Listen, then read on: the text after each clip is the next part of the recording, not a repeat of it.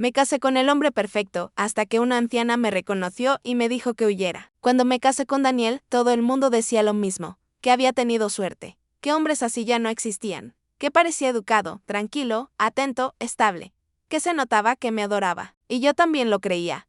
Lo peor de las personas que saben esconderse muy bien es que no solo engañan a los demás, también consiguen que tú misma defiendas la mentira por ellos. Daniel era, en apariencia, el hombre perfecto. No gritaba, no bebía demasiado, no era impulsivo, no montaba escenas, no coqueteaba con otras mujeres delante de mí. No tenía ese tipo de defectos visibles que hacen saltar alarmas temprano. Era amable, ordenado, paciente, tenía un trabajo sólido, una casa preciosa, y esa forma tranquila de hablar que hacía que todo sonara razonable. Yo lo conocí a los 32 años. Venía de una relación larga que me dejó agotada. Nada dramático. Solo desgaste, promesas rotas, años perdidos, así que cuando apareció Daniel, tan sereno, tan correcto, tan adulto, pensé que por fin me estaba pasando algo bueno. No fue una relación loca, ni llena de fuegos artificiales. Fue peor. Fue una relación cómoda, fácil, limpia, de esas que te hacen bajar la guardia porque no parecen peligrosas. Nos conocimos en una exposición de fotografía. Yo había ido sola. Él también. Recuerdo que se acercó a una imagen que yo estaba mirando y dijo algo muy simple. La gente siempre sonríe peor cuando sabe que la están mirando. Me hizo gracia. Giré la cabeza. Sonrió. Y así empezó todo. Nuestra relación avanzó con una naturalidad casi sospechosa. Pero en ese momento no lo vi así. Coincidíamos en gustos. Nos gustaba desayunar tarde los domingos, nos molestaba el ruido innecesario, nos encantaban las ciudades frías, los hoteles antiguos, los libros subrayados, las películas lentas que casi nadie aguanta. Parecía una compatibilidad extraña, casi demasiado exacta.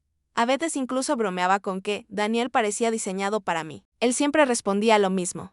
Es que te he estado buscando toda la vida. En aquel momento sonaba romántico. Después entendí que algunas frases cambian de forma cuando conoces el contexto correcto. Nos casamos 1 año y medio después. Fue una boda pequeña, íntima, sin demasiados invitados. Daniel decía que odiaba llamar la atención, que prefería la elegancia de las cosas discretas. Yo lo encontré encantador. Hoy sé que a algunas personas no les gusta llamar la atención porque les resulta más fácil controlar lo que otros saben de ellas. Los primeros meses de matrimonio fueron tranquilos, demasiado tranquilos, y no lo digo como crítica, lo digo como hecho. Todo parecía encajar con una precisión rara. La casa siempre estaba impecable. Daniel siempre sabía dónde estaba todo, siempre llegaba a la hora exacta, siempre recordaba lo que yo decía, siempre parecía ir un paso por delante. Si una vez comentaba que me gustaban unas flores, al día siguiente estaban en la mesa. Si una vez decía que quería cambiar una lámpara, a la semana siguiente ya había 3 opciones elegidas. Si tenía un mal día, parecía notarlo antes de que yo hablara. Durante mucho tiempo interpreté eso como amor. Ahora creo que era otra cosa, observación. Muchísima observación. La gente suele pensar que el peligro viene en forma de caos, de explosión, de violencia obvia. Pero a veces viene en forma de una persona tan controlada que te acostumbras a no cuestionar nada. Nunca discutíamos fuerte. Eso, que al principio parecía una bendición, con el tiempo empezó a parecerme extraño. Porque no era que tuviéramos una comunicación excelente, era que Daniel desviaba cualquier conflicto antes de que naciera. Si yo le planteaba algo incómodo, sonreía. Me tomaba de la mano. Me decía que estaba cansada, o sensible, o que quizá estaba interpretando mal algo pequeño, y el tema se deshacía. No imponía, no chocaba, no se alteraba, simplemente te hacía sentir que no valía la pena seguir tirando del hilo. Y casi siempre funcionaba. Hubo detalles, claro, pequeñas cosas, tontas, molestas, pero no lo bastante grandes como para asustarme. Por ejemplo, Daniel nunca hablaba de sus relaciones anteriores. Nunca. No en plan me cuesta abrirme, no. Era como si ese periodo de su vida hubiera sido borrado con una goma perfecta. Yo sí le conté cosas mías. Él escuchaba, asentía, preguntaba, pero cuando yo le devolvía la curiosidad, él respondía con frases sueltas. Hace mucho tiempo. No fue importante. Prefiero no traer cosas viejas al presente. No sonaba agresivo. Sonaba maduro. Y esa es la trampa. A veces lo más sospechoso viene envuelto en inteligencia emocional. Otra cosa rara era su familia. No estaban distanciados de forma dramática. Simplemente, no estaban. Su madre había fallecido años antes.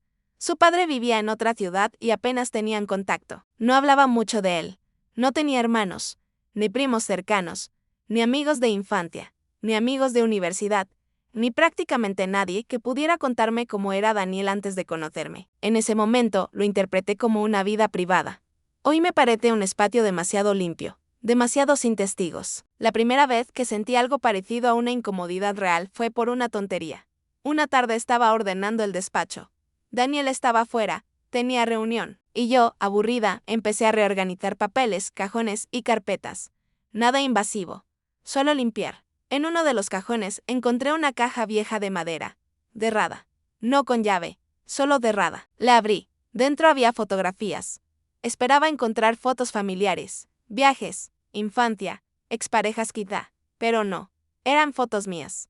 No nuestras. Mías, algunas normales. Una en una cafetería leyendo, otra bajando del coche delante de la oficina, otra caminando con una bolsa de supermercado, otra sentada en un banco con gafas de sol. Tardé unos segundos en entender qué estaba viendo. No eran fotos hechas dentro de una relación. Eran fotos tomadas antes de que yo supiera que él existía. Recuerdo perfectamente el frío en la nuca. Seguí mirando.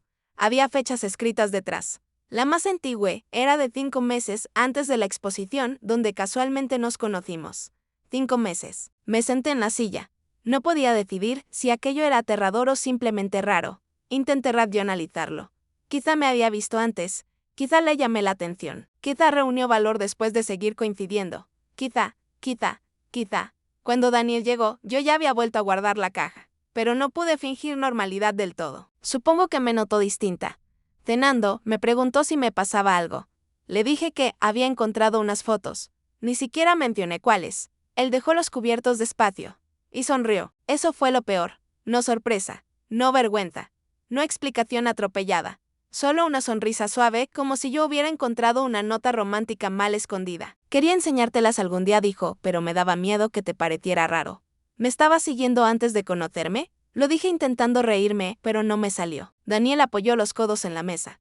No siguiendo, observando. Qué palabra tan asquerosamente tranquila. Me explicó que me había visto una vez saliendo de una librería, luego otra en una cafetería, luego en la exposición. Dijo que le había impresionado mi forma de moverme, de mirar, de estar solas sin parecer incómoda. Dijo que no se atrevía a acercarse y que, cuando por fin lo hizo, ya sentía que yo le resultaba familiar. Sé que suena extraño, me dijo, pero no había mala intención. Yo quise creerle, de verdad quise, porque lo contrario implicaba aceptar que estaba casada con un hombre al que no conocía, y una parte de mí no estaba preparada para esa idea. Le pedí que tirara las fotos. Me dijo que sí. Lo hizo delante de mí. O eso parecía. Después me abrazó. Yo me dejé abrazar. Y aún así, por primera vez desde que lo conocí, sentí algo pequeño y helado en el centro del pecho. No miedo aún, pero sí una grieta. Las semanas siguientes intenté convencerme de que exageraba. Daniel estuvo aún más atento, más tierno, más presente, como si hubiera notado exactamente cuánto afecto necesitaba para tapar aquella incomodidad. Y eso funcionó casi del todo. Hasta el día de la anciana. Fue un jueves. Yo había salido del trabajo más temprano. Hacía frío. Llevaba un abrigo gris y una bolsa de farmacia en la mano. Iba caminando por una calle del centro, bastante llena, cuando noté a una mujer mayor mirándome fijamente desde un banco. No una mirada casual.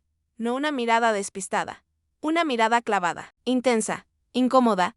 Seguí caminando, pero al pasar frente a ella, me agarró la muñeca. No con fuerza, con urgencia. Giré, sorprendida. Era muy mayor. Pelo blanco, ojos claros, la piel muy fina, casi transparente, y estaba temblando. No de edad, de impresión. Me miró como si hubiera visto un fantasma. Luego dijo una frase que me partió algo por dentro. No, no puede ser. Intenté soltarme con suavidad. Señora, creo que me ha confundido.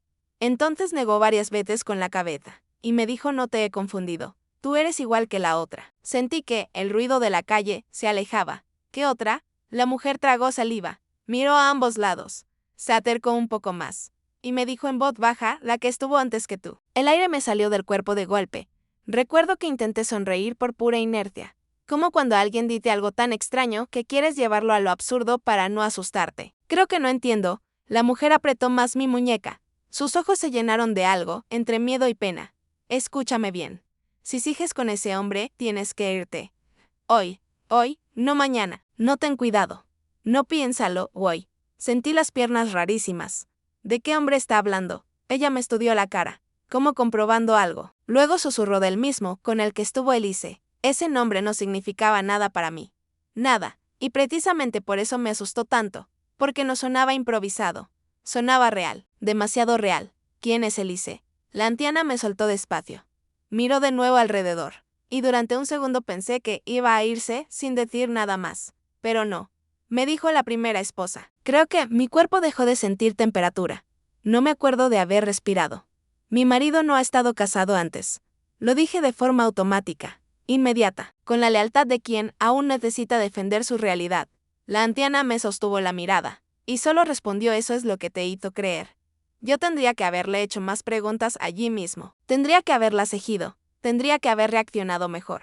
Pero cuando una verdad entra de golpe en una vida construida sobre una mentira, el cerebro no responde con claridad. Responde con negación, con torpeza, con parálisis. Le pregunté quién era. La mujer me dijo que había sido vecina de Daniel hacía años, que conoció a Elise, que vio cosas, que después de un tiempo Elise dejó de aparecer, y que Daniel explicó a todo el mundo que se había ido, solo que, según ella, nadie la vio marcharse. Nadie. Dijo esa palabra de una forma que todavía hoy me eriza la piel.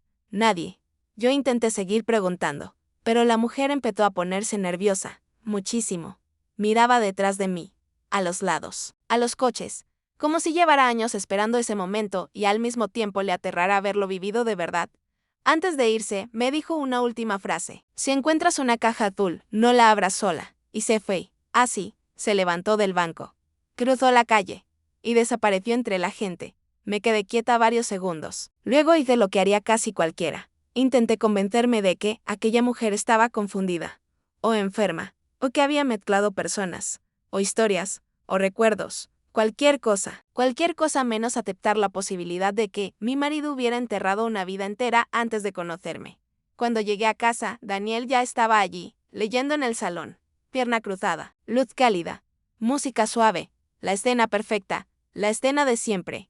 Y sin embargo, al verlo, por primera vez no sentí paz, sentí distancia. Como si hubiera una capa invisible entre él y yo. Me preguntó cómo me había ido el día. Contesté cualquier cosa. Me besó la frente. Me preguntó si me encontraba bien. Dije que sí. Mentí fatal. Lo notó. Claro que lo notó. Daniel siempre notaba todo. Durante la cena me observó más de lo normal. No de manera agresiva, de esa forma sutil suya. Como quien toma nota, como quien espera que hable sola. Yo no dije nada de la anciana, ni del nombre, ni de la advertencia. No esa noche. No porque confiara en él, sino porque, de repente, no supe si era seguro hacerlo. Y esa sensación fue la peor de todas. Dormí mal. Muy mal. Daniel se quedó dormido casi enseguida. Yo no. Lo escuchaba respirar al lado de mí y solo podía pensar en una frase: la primera esposa. No pegué ojo. A la mañana siguiente, en cuanto Daniel salió de casa, empecé a buscar. No tenía un plan. Solo una mezcla de ansiedad y necesidad. Busqué papeles. teajones.arth y vado.r.es.fotus. Documentos. Nada. La casa seguía igual que siempre. Perfecta. Limpia. Demasiado limpia. Hasta que recordé la última frase de la anciana. La caja azul. Al principio pensé que sería una metáfora. Una forma rara de hablar. Pero no. En el armario del cuarto de invitados, arriba del todo, detrás de mantas que nunca usábamos, había una caja azul. Pequeña. Mate. Sin etiqueta. La bajé con las manos temblando. Me quedé mirándola varios segundos. No parecía gran cosa. Y justo por eso daba miedo. Porque las cosas que cambian una vida rara vez parecen importantes antes de abrirlas. La tapa estaba cerrada, pero no con llave. Respiré hondo. Y la abrí. Dentro había un montón de objetos colocados con un orden casi enfermizo. Una pulsera de plata. Un reloj femenino. Una barra de labios casi gastada. Un pañuelo de seda. 2 pendientes sueltos. Una foto rota. Y debajo de todo eso, una carpeta. La foto fue lo primero que cogí. Era Daniel. Más joven. Sonriendo. Abraza a una mujer morena. Guapísima. Tenía el pelo largo, un vestido claro y esa expresión relajada de quien todavía no sabe que algún día se convertirá en un enigma. Por detrás había una fecha. Y un nombre. Elise. Se me sentaron mal hasta los huesos. No era una suposición de una anciana confundida. No era una historia inventada. No era una paranoia mía. Elise existió, y Daniel me había ocultado su existencia completa.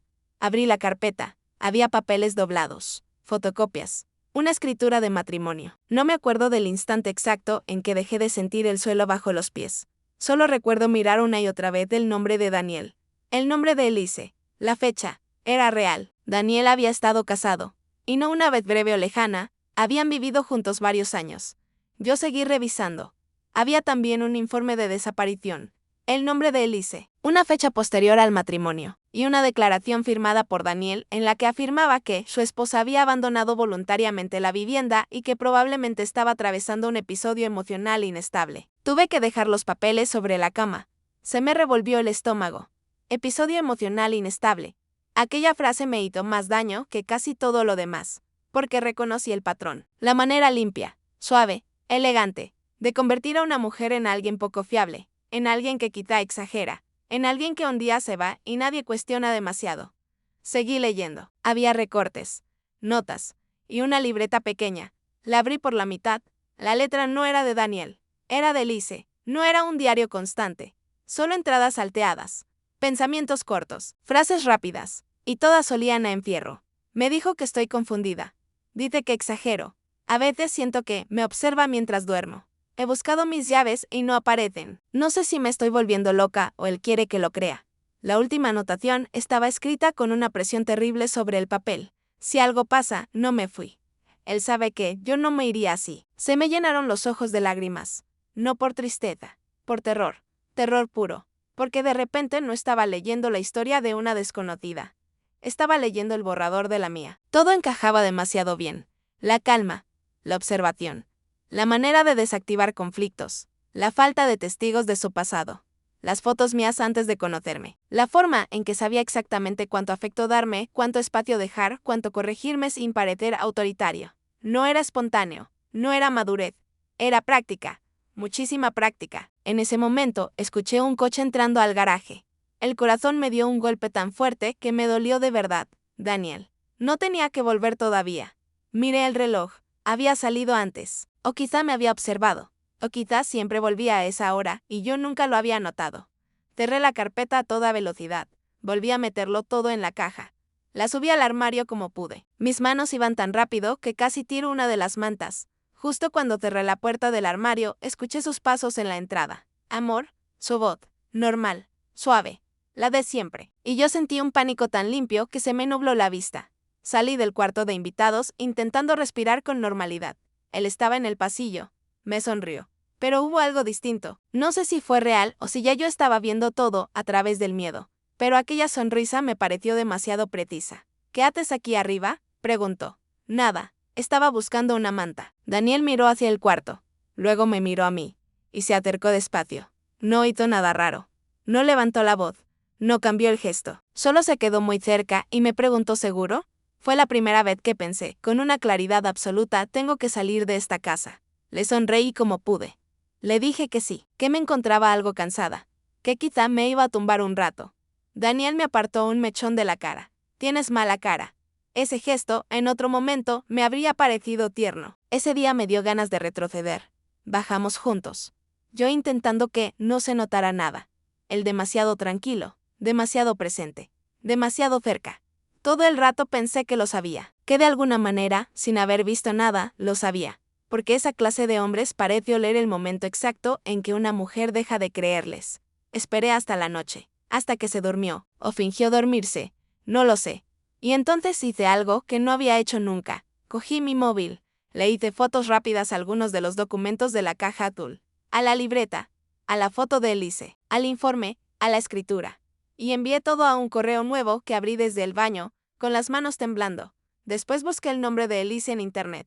Tardé poco en encontrar casi nada. Eso fue lo raro. Casi nada. Una vieja foto etiquetada en un foro local. Un comentario suelto. Una mención perdida en una red social antigua. Era como si hubiera sido borrada. O como si nadie hubiera tenido demasiado interés en recordar su existencia. Busqué también por registros públicos. Encontré una dirección antigua, la misma que la anciana dijo conocer. Y a la mañana siguiente inventé que tenía una cita médica. Daniel insistió en llevarme. Le dije que no hacía falta. Insistió otra vez. Sonrió. Me dijo que no le costaba nada. Lo dijo con tanta dulzura que cualquier otra persona habría pensado que era amor. Yo solo veía control. Conseguí salir sola diciendo que después pasaría por la oficina. No fui. Volví a la calle, donde había visto a la anciana. No estaba. Pregunté en una panadería, en un kiosco, en una farmacia. Tardé mucho, pero al final una mujer me dijo que probablemente era Teresa, una señora que vivía 2 calles más abajo, en un edificio viejo con balcones verdes. Fui. Me abrió la puerta una chica joven. Su nieta. Dijo que Teresa no recibía visitas. Le dije mi nombre, y antes de que pudiera insistir más, escuché la voz de la anciana desde dentro. Déjala pasar. Teresa estaba sentada junto a una ventana. La luz de la tarde le marcaba todavía más las arrugas, parecía cansada, pero no sorprendida. Como si supiera que yo iba a volver. Me senté frente a ella, y puse sobre la mesa la foto de Elise. Teresa cerró los ojos unos segundos al verla. Sabía que la habías encontrado, dijo. Le pregunté quién era Elise, y Teresa me contó todo lo que pudo. No sabía cada detalle, pero sabía lo suficiente. Elise había sido la esposa anterior de Daniel. Una mujer tranquila, reservada, muy educada. Al principio parecía feliz. Luego dejó de sonreír igual. Luego empezó a salir menos. Luego parecía nerviosa. Luego, según Daniel, empezó a estar mal. Teresa me dijo que una vez Elise le confesó algo en la escalera. Muy bajito, casi sin mirarla. Le dijo que Daniel siempre estaba pendiente de todo. De lo que ella decía. De a quién veía. De lo que compraba. De cuándo salía. De cuánto tardaba. Que al principio aquello parecía cuidado. Y después ya no. Después parecía otra cosa. Una vigilancia suave, constante, imposible de demostrar. Teresa me dijo que Elise intentó irse una vez, pero volvió, y después de eso dejó de contar cosas. Meses más tarde, Daniel empezó a decir que su esposa estaba inestable, que tenía episodios, que confundía las cosas, que necesitaba descanso. Era la misma estrategia que yo había visto en los papeles. La misma. Después, un día, Elise dejó de aparecer. Daniel dijo que se había marchado, que necesitaba espacio, que había dejado una nota. Teresa nunca vio esa nota. Nadie la vio. Pero Daniel repitió tanto aquella versión que al final la gente la aceptó, porque es más fácil aceptar una historia ordenada que enfrentarte a algo que huele mal. Le pregunté a Teresa por qué nunca dijo nada, y la expresión que puso me dio mucha rabia. Porque no tenía pruebas, dijo, y porque en aquel tiempo yo también tuve miedo. Miedo, otra vez esa palabra.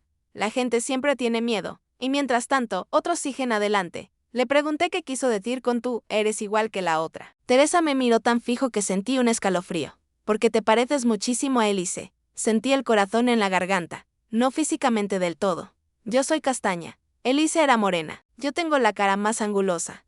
Ella más suave. Pero había algo. La forma del cuerpo. La estatura.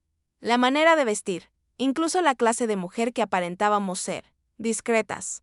Educadas. Reservadas. Fáciles de aislar sin que el mundo se dé cuenta tarde. No creo que te eligiera por casualidad, dijo Teresa. Aquella frase me acompañó de vuelta a casa como un bicho metido dentro del pecho. No entré. Me quedé en el coche, mirando la fachada, pensando que, detrás de aquellas paredes, estaba mi marido, y probablemente también la versión más peligrosa de mi vida. Llamé a mi hermana. No le conté todo por teléfono. Solo le dije que necesitaba verla. Urgente. Por suerte vino. Aparcó a 2 calles de casa y subió a mi coche. Cuando le enseñé las fotos de los documentos, se quedó blanca. Le conté lo de Teresa, lo de Elise, lo de la caja azul, lo de la libreta. Mi hermana no es una mujer impresionable, pero esa tarde la vi cambiar.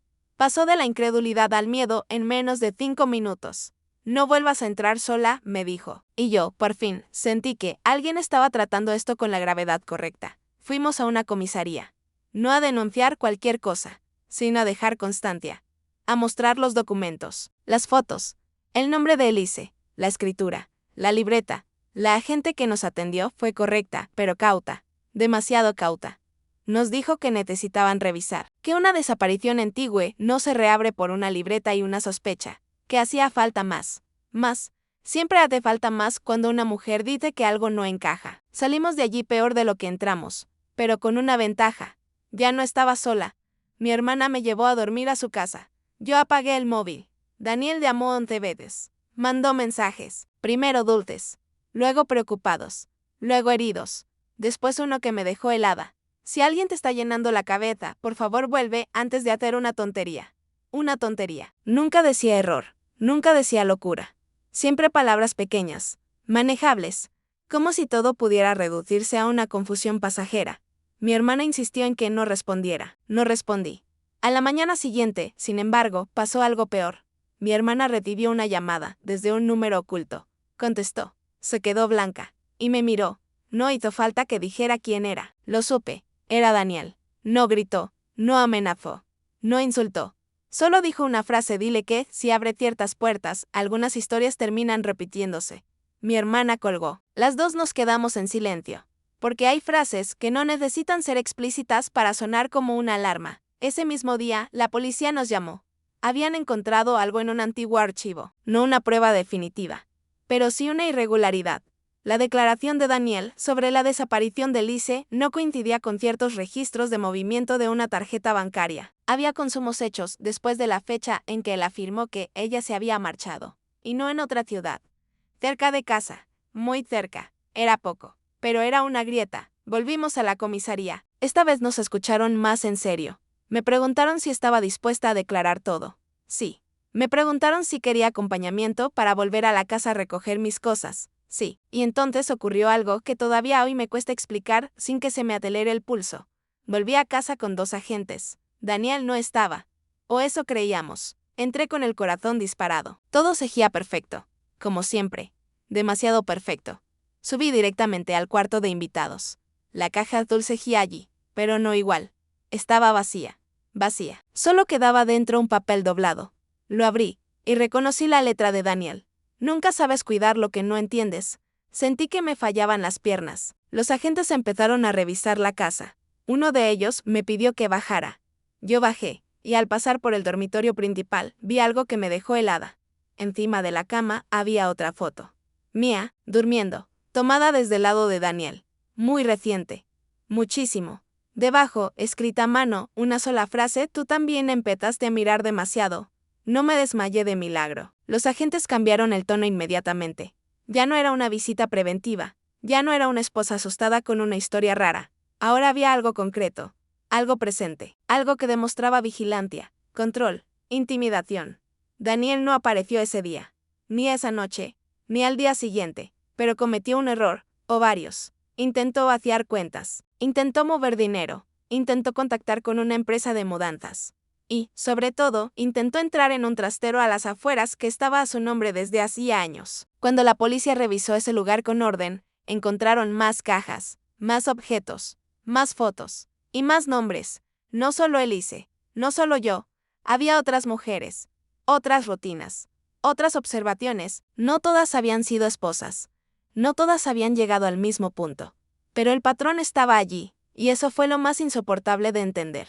Yo no había sido un caso único, había sido una selección, una repetición, una mujer más que encajaba en un molde muy concreto. Cuando por fin localizaron a Daniel, no opuso resistencia. Eso fue quizá lo más perturbador. La gente espera nervios, huida, caos, pero no. Estaba tranquilo. Como si todavía pensara que podía darle la vuelta. Como si todo aquello fuera solo un malentendido grande y muy incómodo. Lo último que supe de él directamente fue a través de una nota que intentó hacerme llegar. No la leí entera. No hizo falta. Las primeras líneas bastaron.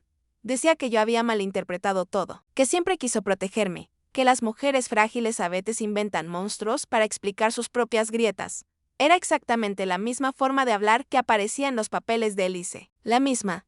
Ahí entendí algo importante. No importa cuántas palabras suaves use una persona. Si todas sus frases sirven para borrarte la realidad, no te está cuidando. Te está desarmando. Meses después, Teresa me pidió verme otra vez. Fui. Llevé café. Ella estaba más cansada que la primera vez. Me miró un rato largo antes de hablar. Pensé muchas veces en Elise, me dijo, y me odié por no haber hecho más. No supe qué contestar. Porque yo también había pensado mucho en Elise, en esa mujer a la que nunca conocí, y que, sin saberlo, me dejó la única advertencia real que tuve. Si algo pasa, no me fui. A veces me pregunto cuánto tiempo tardó en entender dónde estaba metida. A veces me pregunto si, cuando escribió eso, ya sabía que nadie la iba a escuchar a tiempo. Y a veces me pregunto algo todavía peor. Ser por Teresa, si no llega a ser por aquella anciana en la calle, si no me llega a agarrar de la muñeca, ¿cuánto tiempo más habría tardado yo en convertirme también en una historia explicada por él? Se fue. Estaba mal. Necesitaba espacio. Confundía las cosas. Ahora ya sé que hay personas que no necesitan levantar la voz para destruirte. No necesitan hacer grandes escenas. No necesitan parecer monstruos. Les basta con observarte. Elegirte bien. Aislarte despacio. y empezar a escribir tu versión por ti. Durante mucho tiempo me dio vergüenza no haberlo visto antes. Después entendí que esa vergüenza no era mía.